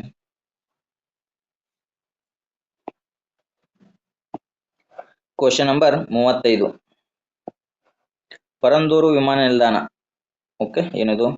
ಚೆನ್ನೈನ 2ನೇ ವಿಮಾನ ನಿಲ್ದಾಣವಾಗಿ ಪ್ರಸ್ತಾಪಿಸಲಾದ ಪರಂದೂರು ಹಸಿರು ಕ್ಷೇತ್ರ ವಿಮಾನ ನಿಲ್ದಾಣವು ಯಾವ ಕಾಲುವೆಯಿಂದ ಪ್ರವಾಹದ ಅಪಾಯದಿಂದ ವಿರೋಧವನ್ನ ಎದುರಿಸಿದೆ ಅಂತೇಳಿ ಪ್ರಶ್ನೆ ಕೇಳಲಾಗ್ಯಾನ. ಆಪ್ಷನ್ ಎ ಬಂಕಿಂಗ್ಹ್ಯಾಮ್ ಕಾಲುವೆ, ಆಪ್ಷನ್ ಬಿ ಕಂಬನ್ ಕಾಲುವೆ, ಆಪ್ಷನ್ ಸಿ ಗೋದಾವರಿ ಕಾಲುವೆ, ಆಪ್ಷನ್ ಡಿ ಕೃಷ್ಣಾ ಕಾಲುವೆ. ಯಾರಿಗೆ ಆನ್ಸರ್ ಗೊತ್ತದ ಕಮೆಂಟ್ ಮಾಡಿ ತಿಳಿಸ್ರಿ. ಈ ಕ್ವಶನ್ಗೆ ನಾವು ಸರಿಯಾದ ಉತ್ತರ ನೋಡೋದಾದ್ರೆ ಅದು ಆಪ್ಷನ್ ಬಿ ಆಗುತ್ತೆ, ಕಂಬನ್ ಕಾಲುವೆ. ಎಸ್, ಆಪ್ಷನ್ ಬಿ ಕಂಬನ್ ಕಾಲುವೆ ಸರಿಯಾದ ಉತ್ತರ. ಇನ್ನು ಪರಂದೂರು ವಿಮಾನ ನಿಲ್ದಾಣ ಯೋಜನೆ ಬಗ್ಗೆ ಸ್ವಲ್ಪ ನೋಡ್ಕೊಂಡ್ಬಿಡೋಣ. ಎಲ್ಲಿ? ತಮಿಳುನಾಡು ಕಂಡು ಬರ್ತೈತಿ ಇದು. ಪರಂದೂರು ವಿಮಾನ ನಿಲ್ದಾಣ ಯೋಜನೆ ತಮಿಳುನಾಡದಾಗೈತಿ. ಉದ್ದೇಶ ಏನಪ್ಪಾ ಅಂದ್ರೆ ಚೆನ್ನೈನ 2ನೇ ವಿಮಾನ ನಿಲ್ದಾಣ ಇದು. ಕಂಬನ್ ಕಾಲುವೆ ಮೇಲೆ ಪ್ರವಾಹದ ಅಪಾಯನ ಉಂಟು ಮಾಡ್ತದ. ಸ್ಟಾರ್ಟ್ ಯಾವಾಗ ಮಾಡಿದ್ರು? 1998 ಸ್ಟಾರ್ಟ್ ಮಾಡಿದ್ರು, 2022 ಅಂತಿಮಗೊಳಿಸಿದ್ದಾರೆ. ಯಾವ ಮಾದರಿಯನ್ನು ಬಳಸಿದ್ದಾರಪ್ಪ ಅಂದ್ರೆ ಬೂಟ್ ಮಾದರಿಯಲ್ಲಿ ಈ ವಿಮಾನ ನಿಲ್ದಾಣವನ್ನ ಕನ್ಸ್ಟ್ರಕ್ಷನ್ ಮಾಡಿದ್ದಾರೆ ನೋಡ್ರಿ. ಓಕೆ. ಬಂಕಿಂಗ್ಹ್ಯಾಮ್ ಕಾಲುವೆ ಯಾವ ರಾಜ್ಯದಲ್ಲಿ ಕಂಡು ಬರ್ತದ? ಎಸ್, ಆಂಧ್ರ ಪ್ರದೇಶನ ನೋಡ್ಬೋದು. ಬಂಕಿಂಗ್ಹ್ಯಾಮ್ ಕಾಲುವೆ ಎಲ್ಲಿ? ಆಂಧ್ರ ಪ್ರದೇಶನ ಕಂಡು ಬರ್ತದ. ಕಂಬನ್ ಅಂತೂ ನೋಡ್ಬಿಟ್ಟಿದ್ವಿ, ತಮಿಳುನಾಡದಾಗ ಅದ. ಓಕೆ. ಇನ್ನು ಗೋದಾವರಿ ಕಾಲುವೆ ಚೆನ್ನೈಗೇನು ಸಂಬಂಧ ಇಲ್ಲ, ಕೃಷ್ಣ ಕಾಲುವೆ ಚೆನ್ನೈಗೇನು ಸಂಬಂಧ ಇಲ್ಲ. Okay. Next question. Question number 36. ಶೋಕ್ ಸುರಂಗ ತಂತ್ರಗಾರಿಕೆ ಏನದು? ಗಡಿ ರಸ್ತೆ ಸಂಸ್ಥೆಯಿಂದ ಉದ್ಘಾಟಿಸಲಾದಂತ ಶೋಕ್ ಸುರಂಗವು ಯಾವ ತಂತ್ರಗಾರಿಕಾ ಸ್ಥಳಕ್ಕೆ ಸಂಪರ್ಕವನ್ನು ಒದಗಿಸ್ತದ ಅಂತೇಳಿ ಪ್ರಶ್ನೆ ಕೇಳಲಾಗಿದೆ. ಆಪ್ಷನ್ ಎ ಡೋಕ್ಲಾ ಪ್ರಸ್ಥಭೂಮಿ, option B Daulat Beg old, option C Aksai ಚಿನ್, ಆಪ್ಷನ್ ಡಿ ಸಿಯಾಚಿನ್ ಮಹಾನದಿ. ಶೋಕ್ ಸುರಂಗವು ಯಾವ ತಂತ್ರಗಾರಿಕಾ ಸ್ಥಳಕ್ಕೆ ಸಂಪರ್ಕವನ್ನು ಒದಗಿಸ್ತದ ಅಂತೇಳಿ ಪ್ರಶ್ನೆ ಕೇಳಲಾಗನ್ರಿ. ಕಮೆಂಟ್ ಮಾಡಿ ನೋಡೋಣ ಯಾರಿಗೆ ಆನ್ಸರ್ ಗೊತ್ತದ. ಶೋಕ್ ಸುರಂಗವು ಯಾವ ತಂತ್ರಗಾರಿಕಾ ಸ್ಥಳಕ್ಕೆ ಸಂಪರ್ಕವನ್ನು ಒದಗಿಸ್ತದ ಅಂತೇಳಿ ಪ್ರಶ್ನೆ ಕೇಳಲಾಗಿತ್ತು. ಈ ಕ್ವಶನ್ಗೆ ನಾವು ಸರಿಯಾದ ಉತ್ತರ ನೋಡಿದ್ರೆ ಅದು ಆಪ್ಷನ್ ಬಿ ರೀ, ದೌಲತ್ ಬೇಗ್ ಓಲ್ಡ್ ಸರಿಯಾದ ಉತ್ತರ. ಶೋಕ್ ಸುರಂಗ ಬಗ್ಗೆ ಸ್ವಲ್ಪ ಡಿಟೇಲ್ ಆಗಿ ನೋಡ್ಕೊಂಡ್ಬಿಡೋಣ. ಇದು ಕಂಪ್ಲೀಟ್ ನೋಡಿದ್ರೆ ದಾರ್ಬುಕ್ ಶೋಕ್ ದೌಲತ್ ಬೇಗ್ ಓಲ್ಡ್ ರಸ್ತೆ ಪೂರ್ವ ಲಡಾಖ್ನ ನೋಡ್ಬೋದಾಗೈತಿ. ಟೋಟಲ್ 920 ಮೀಟರ್ ಉದ್ದದ. ಮಹತ್ವ ಏನಂತ ನೋಡಿದ್ರೆ ಲಡಾಖ್ನ ಲೇಹ್ನಿಂದ ಮುಂಭಾಗದ ಪ್ರದೇಶಗಳ ವರ್ಷ ಪೂರ್ತಿ ಮೇಲ್ಮೈ ಸಂಪರ್ಕವನ್ನು ಒದಗಿಸ್ತದ.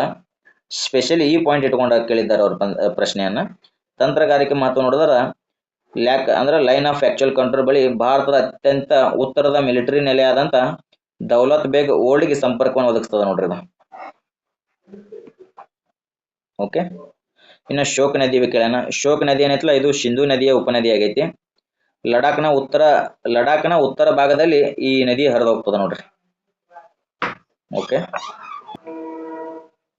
ಇನ್ನು ಆಪ್ಷನ್ಸ್ ಬೆಸ್ಟ್ ನೋಡಿದಾದ್ರ ಡೋಕ್ಲಾ ಪ್ರಸ್ಥಭೂಮಿ ಏನೈತಲ್ಲ ಇದು ಭಾರತ, ಚೀನಾ ಮತ್ತು ಭೂತಾನ್ ತ್ರಿಸಂಧಿಯ ಸಮೀಪ ಇದು ಡೋಕ್ಲಾ ಪ್ರಸ್ಥಭೂಮಿ ಕಂಡು ಬರುವುದು. ದೌಲತ್ ಬೇಗ್ ಓಲ್ಡ್ ಏನೈತಲ್ಲ ಇದು ಅತ್ಯಂತ ಉತ್ತರದ ಮಿಲಿಟರಿ ನೆಲೆ ಸಂಪರ್ಕ ಆಗೈತೆ ನೋಡ್ರಿ ಭಾರತದ್ದು. ಇನ್ನು ಆಪ್ಷನ್ ಸಿ ಏನಿತ್ತು? ಅಕ್ಷಯ್ ಚಿನ್. ಅಕ್ಷಯ್ ಚಿನ್ ಬಂದ್ಬಿಟ್ಟು ಚೀನಾದಲ್ಲಿ ವಿವಾದಿತ ಪ್ರದೇಶ ಇದು. ಭಾರತ ಮತ್ತು ಚೀನಾದ ನಡುವಿನ ವಿವಾದಿತ ಪ್ರದೇಶ ಇದು ಅಕ್ಷಯ್ ಚಿನ್. ಇನ್ನು ಸಿಯಾಚಿನ್ ಹಿಮನದಿ ಏನೈತಲ್ಲ ಇದು ಕೂಡ ಲಡಾಖ್ನ ನಾವು ನೋಡಬಹುದು. ಓಕೆ. ಇವು ಪರೀಕ್ಷಾ ದೃಷ್ಟಿಯಿಂದ ಇವು 3 ಪಾಯಿಂಟ್ ಇಂಪಾರ್ಟೆಂಟ್ ಆಗ್ತಾವ ನೋಡ್ರಿ. ಶೋಕ್ ಸುರಂಗ ಏನೈತಲ್ಲ ಲೇಹ್ ಟು ದೌಲತ್ ಬೇಗ್ ಓಲ್ಡ್ ಪೂರ್ವ ಲಡಾಖಿಗೆ ಕನೆಕ್ಟ್ ಮಾಡ್ತದ. ಜೋಜಿಲಾ ಕಣಿವೆ ಸುರಂಗ ಮಾರ್ಗ ಏನೈತಲ್ಲ ಶ್ರೀನಗರದಿಂದ ಲೇಹಕ್ಕೆ ಕನೆಕ್ಟ್ ಮಾಡ್ತದ. ಮತ್ತು ನ್ಯಾಷನಲ್ ಹೈವೇ 1 ಮೇಲೆ ನಾವು ನೋಡ್ಬೋದಾಗೈತಿ. ಈ ಜೋಜಿಲಾ ಸುರಂಗ ಏನೈತಲ್ಲ ವರ್ಷ ಪೂರ್ತಿ ಸಂಪರ್ಕವನ್ನು ಕಲ್ಪಿಸ್ಕೊಡ್ತದ ನೋಡ್ರಿ. ಇನ್ನು ಜಡ್ಮೋರ್ ಸುರಂಗ ನೋಡೋದಾದ್ರೆ ಶ್ರೀನಗರ ಟು ಸೋನ್ಮಾರ್ಗ ಕನೆಕ್ಟ್ ಮಾಡ್ತದ. ನ್ಯಾಷನಲ್ ಹೈವೇ 1 ಮೇಲೆ ಕಂಡು ಬರ್ತೈತಿ. ಇದು ಕೂಡ ವರ್ಷ ಪೂರ್ತಿ ಸಂಪರ್ಕವನ್ನು ಕಲ್ಪಿಸ್ಕೊಡ್ತದ. ಓಕೆ ಸ್ನೇಹಿತರೆ, ಇದು ಆಗಿತ್ತು ಏನು ಸುಮಾರು ನಾವು 250 ಪ್ರಶ್ನೆಗಳನ್ನ ಸಿರೀಸ್ ತಗೊಂಡಿದ್ದೀವಿ. ಇವಾಗ ಆಲ್ರೆಡಿ ಪಾರ್ಟ್ 1 ಅಂತೂ ನಾನು ಅಪ್ಲೋಡ್ ಮಾಡಿದ್ದೀನಿ. ಪಾರ್ಟ್ 2 ಇವಾಗ ಅಪ್ಲೋಡ್ ಆಗುತ್ತಾ. ಹಾಗೆ ಕ್ಲಾಸ್ಗಳು ಕಂಟಿನ್ಯೂ ಆಗ್ತಿರ್ತಾವ್ರಿ. ಹಾಗಾಗಿ ನಮ್ಮ ಚಾನಲ್ ಫಸ್ಟ್ ಟೈಮ್ ಯಾರು ವಿಸಿಟ್ ಮಾಡಿದ್ರೆ ಈ ಯೂಟ್ಯೂಬ್ ಚಾನಲ್ ಸಬ್ಸ್ಕ್ರೈಬ್ ಮಾಡ್ಕೋರಿ. ಪಕ್ಕದಲ್ಲಿರುವಂಥ ಬೆಲ್ ಐಕಾನ್ ಮೇಲೆ ಕ್ಲಿಕ್ ಮಾಡೋದು ಮರಿಬೇಡ್ರಿ. ಹಾಗೆ ಈ ವಿಡಿಯೋಕ್ಕೊಂದು ಲೈಕ್ ಕೊಡ್ರಿ. ಮತ್ತೆ ಸಿಗೋಣ ಮುಂದಿನ ವಿಡಿಯೋದಲ್ಲಿ. ಧನ್ಯವಾದಗಳು.